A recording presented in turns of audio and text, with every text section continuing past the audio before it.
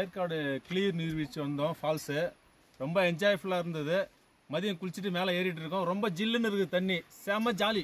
200 படிக்கட்டுன்னு சொன்னாங்க. கீழே இறங்கி மேலே ஏறதுக்குள்ள இன்னும் ரொம்ப சந்தோஷப்பட்டோம். நீங்களும் வந்து பார்க்கறதுக்கு நல்ல கிளைமேட், சூப்பர்.